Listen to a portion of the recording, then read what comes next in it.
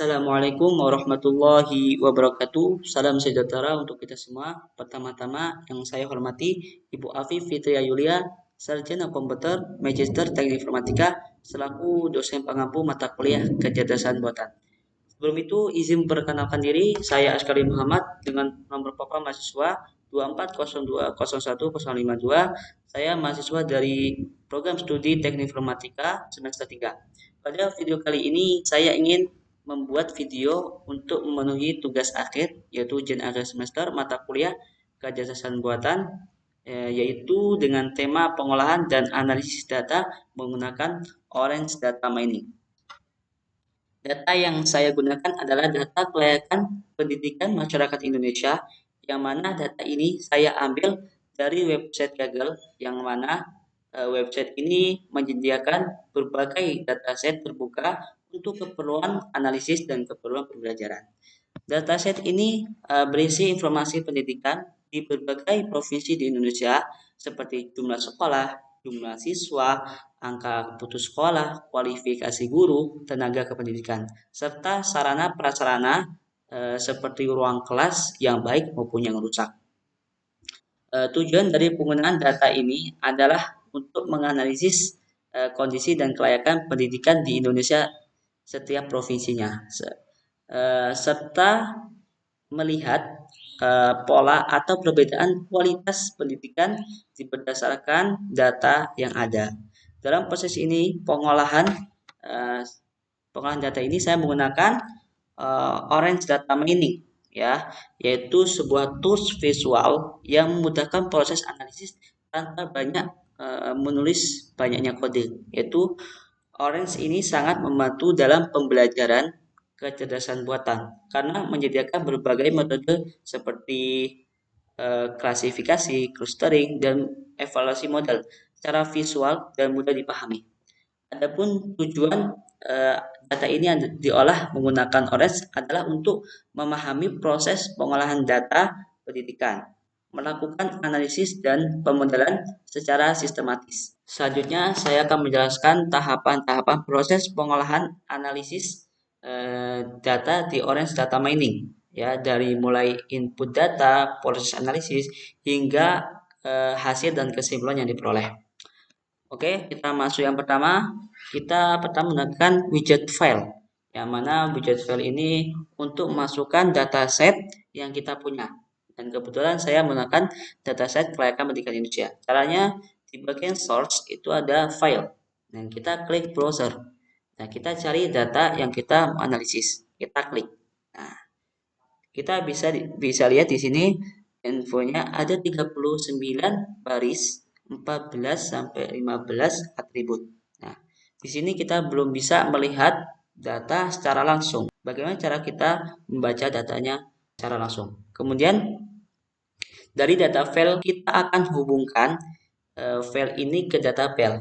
Fungsinya adalah untuk melihat isi data secara langsung dalam bentuk tabel, sehingga saya bisa memastikan bahwa data ini sudah terbaca dengan benar. Kita bisa lihat, ya, kita masuk ke data table.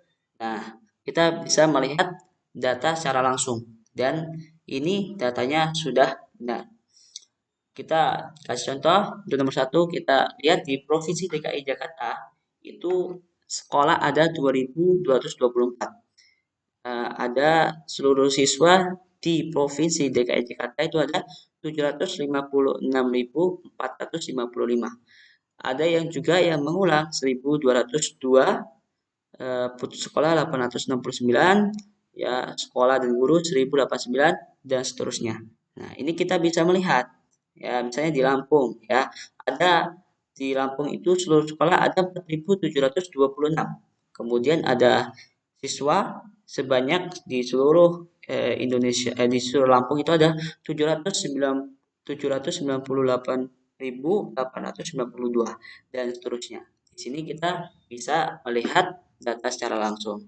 Selanjutnya dari data file saya juga hubungkan ke fitur statistik untuk melihat karakteristik data seperti nilai minimum, nilai maksimum, rata-rata, dan sebaran setiap variabel pendidikan.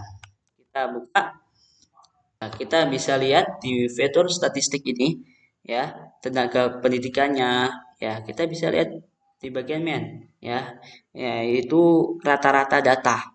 Kemudian di mode ini adalah nilai yang paling sering muncul.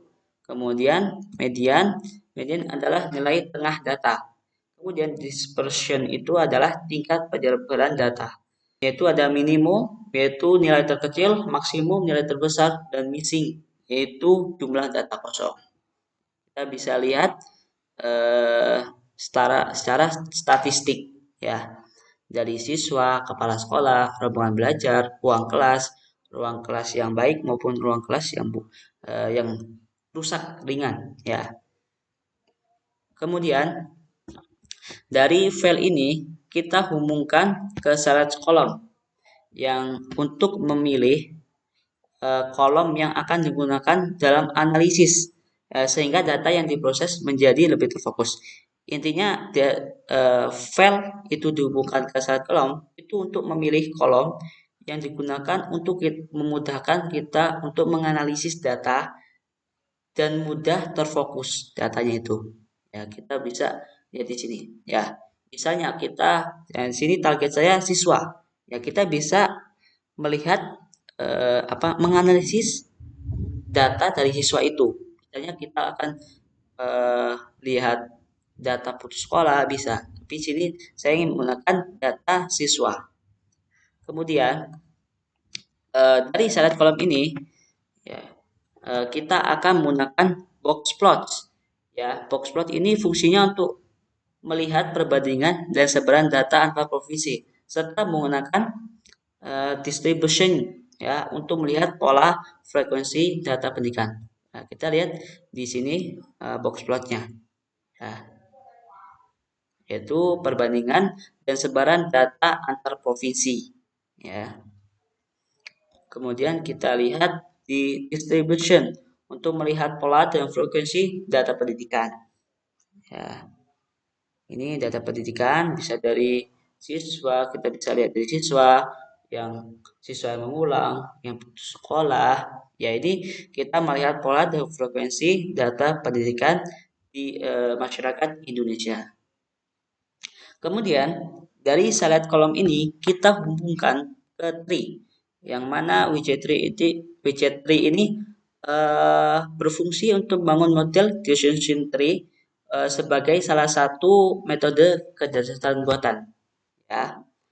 Dan dari tree ini kita akan hubungkan ke tree views yang fungsinya agar kita bisa melihat tampilan ya, sehingga tampilan tree views sehingga proses pengambilan keputusan dan faktor yang mempengaruhi kelayakan pendidikan dapat dilihat secara visual dan mudah dipahami. Nah, visualnya seperti ini ya, kepala sekolah, rombongan belajar ya. Jadi ini three viewers ya. Selanjutnya yaitu kesimpulan akhir. Setelah kita analisis bersama yaitu data kelayakan pendidikan masyarakat Indonesia, pengolahan data kelayakan pendidikan Indonesia menggunakan orang data mining ini menunjukkan bahwa pendekatan visual itu sangat efektif dalam mendukung proses analisis berbasis kecerdasan buatan. Tahapan analisis ini dimulai dari pemuatan data, pemeriksaan struktur data, analisis statistik, dan visualisasi, hingga pemodelan menggunakan decision tree. Hasil analisis ini menunjukkan adanya perbedaan kondisi pendidikan antar provinsi yang cukup signifikan, yang mana terutama pada aspek jumlah siswa, kondisi sarana prasarana, dan kualifikasi pendidik. Model decision tree membantu mengidentifikasi variabel-variabel yang paling berpengaruh dalam menentukan kelayakan pendidikan masyarakat Indonesia. Jadi secara keseluruhan, Orange Data Mining merupakan tools yang tepat ya, yang tepat digunakan untuk dalam pembelajaran kecerdasan buatan karena mampu menyederhanakan proses menganalisis data yang kompleks menjadi lebih sistematis, efisien, dan mudah dipahami. Mungkin cukup sekian video kali ini. Semoga apa yang saya sampaikan pada video ini bisa bermanfaat untuk kita semua. dan semoga kita sukses selalu untuk kedepannya. Apabila ada salah kata, saya mohon maaf. Kepada Allah saya mohon ampun. Akhirul kalam. Wassalamualaikum warahmatullahi wabarakatuh.